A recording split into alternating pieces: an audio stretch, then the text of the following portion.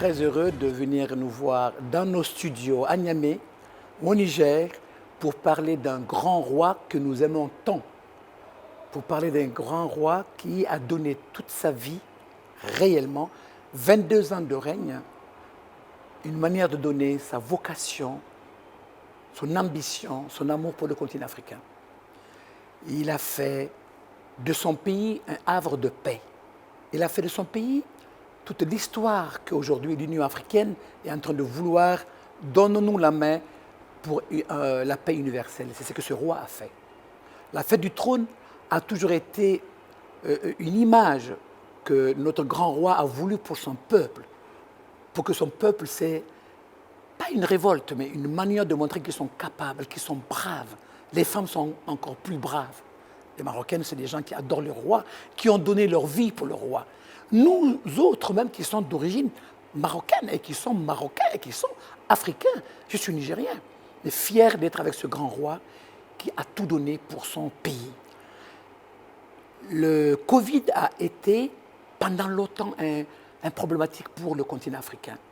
On ne sait même pas que ça peut se traiter, qu'on peut avoir de vaccins, mais ce roi a fermé ses frontières pour donner la paix, pour amener une paix, une sécurité totale et vacciner tout le peuple marocain d'abord.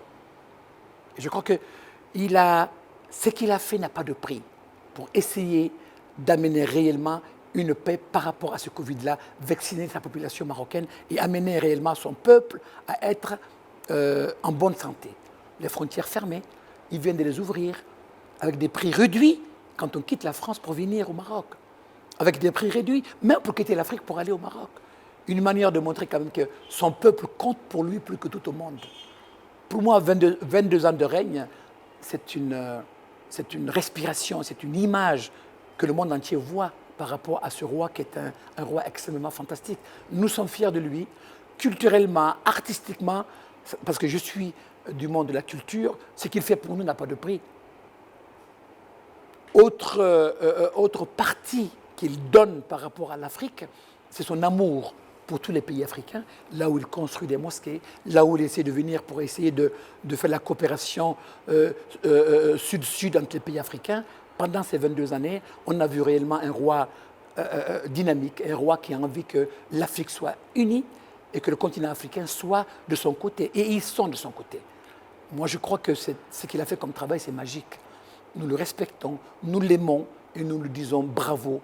Que Dieu lui donne la santé, que Dieu lui donne le cœur et la paix pour qu'il continue à donner à l'Afrique et au monde entier. Parce que ce qui se passe dans le reste du monde, il a fait une politique de développement incroyable. Il a fait une politique aussi de la diaspora marocaine incroyable. Mais ce que nous voulons dire encore, c'est que vive le roi et que le roi continue réellement à se battre pour que nous fêtons encore la fête du trône, une fois encore, 22e année, 23e, Inch'Allah, et que Dieu donne la paix du cœur à ce grand roi.